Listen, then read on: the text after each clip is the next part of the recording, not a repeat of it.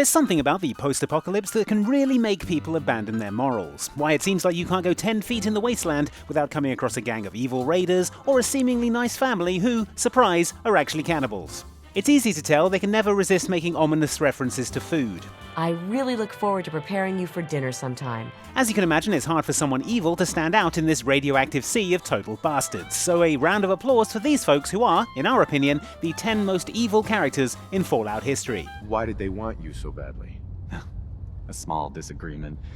They objected to my hobby of collecting their heads. Given everything that people have to do to survive, killing people isn't necessarily something that makes you evil in the wasteland. Taking pleasure in the killing, however, definitely tips you over into that territory, and Pikman, from Fallout 4, not only takes pleasure in his killings, he also makes art out of them, using his victims' blood to create his masterpieces. I don't like this. Okay, maybe masterpieces is a strong word, but they're definitely memorable. You could argue that Pikman only kills raiders, so actually he's doing the wasteland a favour, to which I would reply, yes, but have you seen these paintings? That said, they say great art should make you feel something, and I feel sick, which is something, so I guess that settles that debate. I would like to take this opportunity to remind you that no outside food is to be brought on campus as of this week. This goes for faculty as well as students. Suffolk County Charter School was a well-off private school that started to run low on funding. This was when the principal accepted an offer from the government to take part in a program that would replace all the students' meals with a nutritious food paste that was meant to increase their intelligence. There it is, appetizing. What it actually did was make the kids irritable, restless, and pink, apparently. Now that you mention it, I did notice something a bit odd about all the ghouls you find in this school. To those complaining, I will repeat.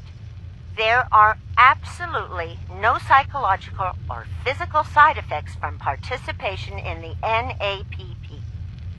Any observed effect is assuredly psychosomatic, and possibly related to a lack of trust in the government. So yes, that's why the principal belongs on this list, because buddy, I think the side effects are pretty evident, wouldn't you say?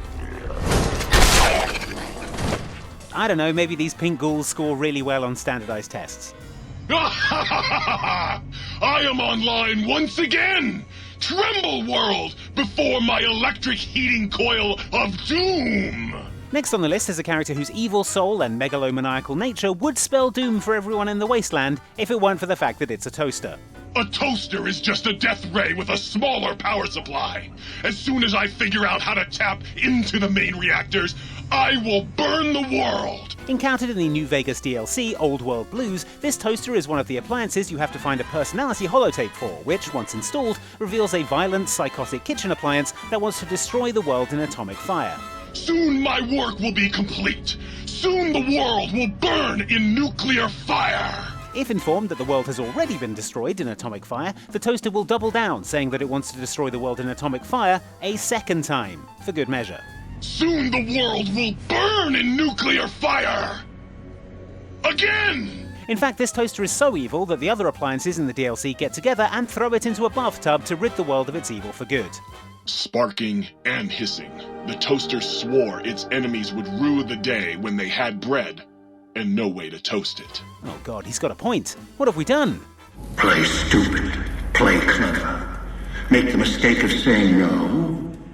That collar on your neck will go off and take your head with it. In the Dead Money DLC for Fallout New Vegas, you accept an invitation to the grand opening of a new casino known as the Sierra Madre, only to be captured and wake up wearing an explosive collar that, if you step out of line, will give you a worse headache than the one you'd usually have after a night out in Vegas. What kind of an evil bastard would do that to someone, you might be wondering, to which the answer is Father Elijah, a rogue Brotherhood of Steel scribe whose disregard for anyone other than himself is what gets him a slot in this top 10. This total lack of empathy for other people first made itself known during Elijah's career with the Brotherhood of Steel, when he got a ton of Brotherhood paladins killed at the Helios 1 facility in single-minded pursuit of his own twisted ideas, before effing off into the desert once it didn't pan out and everyone else was dead.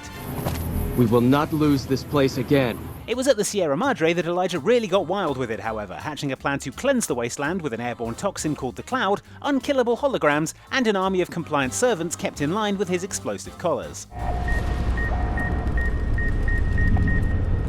Which is why you can entomb him in the casino's vault forever and still keep your conscience clean. Don't you leave me here. You can't do this to me. And leave the casino with as much gold as you can carry. Conscience still clean. Hey, at least I never put an explosive collar on anybody. Sean. S923, recall code Cirrus. Fascinating, but disappointing. The child's responses were not at all what I anticipated. He's a prototype, you understand. You first meet Sean as a baby. Your baby, specifically, although Codsworth seems to be doing most of the actual parenting. I shall attend to young Sean. You know, I was nervous at first, but Codsworth's really good with Sean. Honestly, those things are a bargain, whatever they cost. But then, thanks to good old Vault-Tec and a cryogenic freezing pod, when you next meet Sean, he is now going by the title of Father, and in charge of the Institute, the isolationist, synth-producing faction who believe that humanity's future lies underground, away from the surface, and the mutants and ghouls found there. I am Father.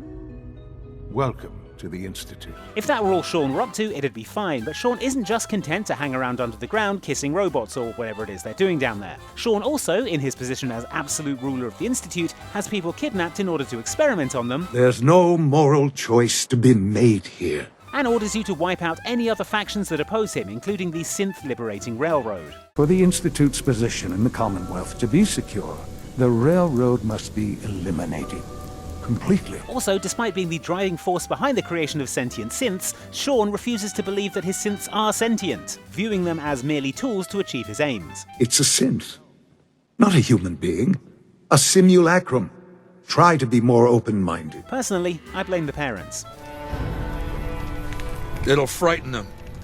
If I can reach out and kill whomever I choose, then they know the only reason they're alive is I haven't tried yet. Caesar, or Kaiser, as I'm sure he would prefer you to say it, makes the list due to the cruelty of his faction, Caesar's Legion, which you experience memorably and first-hand when you first arrive in the town of Nipton, which has seen better days. By which I mean it's on fire and everyone has been crucified. Yeah! Who won the lottery? I did! Smell that air! Couldn't you just drink it like booze? Oh, except for one guy. So bear that in mind. Merciful. And I announced the lottery. Each clutched his ticket, hoping it would set him free. Each did nothing, even when loved ones were dragged away to be killed. Super merciful. As if the mass killings and torture weren't enough, it turns out that Caesar's Legion is also very into slavery, with it forming the backbone of their economy, so they've got that going for them too. Oh, it's just awful here. Can't you help us? Legion defenders will tell you that they're actually the best choice for stability in the wasteland, and they're only acting like this because New Vegas is an area that they don't control, and once they win, everything will be fine. They stood and watched as their fellows were butchered, crucified, and burned, one by one. And those are exactly the sort of people who would be crucified still clutching their lottery tickets when the Legion rolls into town. Pack of drugged-out killers. They're addicted to every stim, every pill, every psychoactive enema on this fucked up earth. I've got 3 fiends I want dead, and I don't give a goddamn how it gets done. That sound like something that interests you? The various raider gangs you encounter throughout the wasteland aren't exactly choir boys, so you can imagine just how awful you have to be to get a reputation as being the worst, most evil, most depraved raider in the entire wasteland. That dubious honor goes to Cook, a high-ranking member of the Fiends from Fallout New Vegas, who is notorious for a string of brutal assaults, as well as burning some of his victims alive. Cook has created such misery in the wasteland that you encounter him when you're asked to kill him as part of the side quest 3-card bounty, where it becomes clear that the only living thing Cook actually cares about is his pet Brahmin Queenie. Kill Queenie, and Cook flies into a frenzy and kills his own comrades.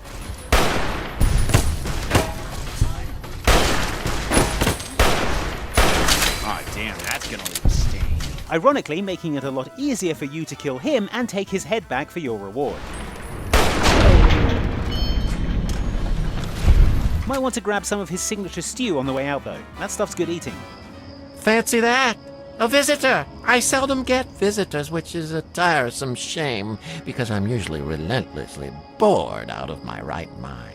According to the Fallout 3 game files, Tenpenny Tower owner Alistair Tenpenny is one of only 9 characters to have a base karma level of very evil, alongside his right-hand man, Mr. Burke. And if you've played Fallout 3, you'll know straight away what these two are doing on the list. That's because this is the pair that asks you to destroy Megaton, the thriving settlement with an unexploded atom bomb at its center that they'd rather didn't stay that way. I have in my possession a fusion pulse charge, constructed for a singular purpose: the detonation of that bomb. You'll rig it to the bomb, then you'll get paid. Handsomely. What do you say? They each have their own reasons for doing this, but for pure evil, Tenpenny wins out, because Burke wants Megaton destroyed to get rid of a rival to Tenpenny Tower's position as the premium settlement and trading post in the wasteland, whereas Tenpenny wants it destroyed because it looks bad from his balcony. I complained offhand one day about how I thought that heap of metal on the horizon was a bit of an eyesore. Mr. Burke offered to take care of it. Add to this the fact that he owns slaves and often hunts people from his balcony with a high-powered sniper rifle, and we're going with Tenpenny being the worst one of the two here. What a grand display of fireworks! I almost wish there was another nuke we could detonate. You don't see that very often. Killer dress sense, though. Gotta give him that. Think of it as helping speed along the process of natural selection. Don't lose any sleep over it. What have you done? Coming in at the number 2 slot, only because this really depends on the way you play Fallout, is you, the player character. Sure, some of us like to try and play as noble, honourable characters, but even the best-intentioned wasteland wanderer finishes a Fallout game having robbed countless people, broken into hundreds of buildings, and killed literally thousands of people.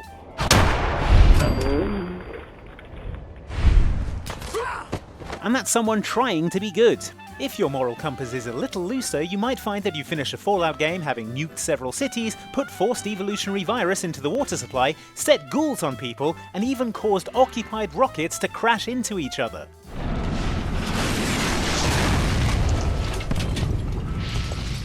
Honestly, it's like the evil karma sound means nothing to some of you. Oh, someone new to play with. What good luck I have lately. I was just starting to get bored. Oh, we're going to have so much fun. At number 1, the most calculatingly evil, fiendish monster in the Fallout series, it was close, but we have to give it to Dr. Stanislaus Brawn. We've spoken before about Dr. Brawn, the Vault-Tec scientist behind the absolutely fiendish Vault 112, in which residents are trapped in a VR simulation, being tortured for all eternity.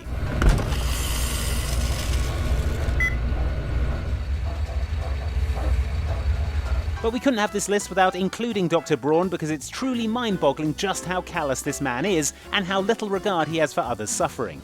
I'd like you to kill Mabel Henderson. Before he spent all his time hanging around in Tranquility Lane as a little girl called Betty, Dr. Brawn was the director of Vault-Tec's Societal Preservation Program, which means he was the main person responsible for the twisted experiments seen in the various vaults you can find throughout the games. So already pretty evil. Then we have what he did to his captive Vault Dwellers in Vault 112, which, to cut a long evil story short, involved them virtually dying in horrible, cruel ways, being resurrected, and having their minds wiped over and over again for over 200 years. No, please. We also discover that Tranquility Lane wasn't even Dr. Brawn's first simulation. He created 2 others that he eventually got bored with. Toucan Lagoon, a tropical simulation in which he enjoyed watching people die of scurvy and be eaten by sharks, and Slalom Chalet, in which he delighted in someone impaling themselves on a fence. For us, no one else manages to achieve the same levels of callous disregard for human suffering as Dr. Brawn, so it's fitting that he receives the worst fate of all these villains, trapped forever in his simulation with no one to talk to and no one to torment until the end of time. You've taken them all from me! You've left me with nothing! It's not fair. Nobody to play with ever again. I think I speak for everyone in Tranquility Lane when I say, lol. Those were the Fallout characters we'd least like to run into in the Wasteland. Any other post-apocalyptic monsters we missed? Let us know in the comments below, and check out the videos on screen right now for more Fallout from Outside Xbox. Thanks for watching.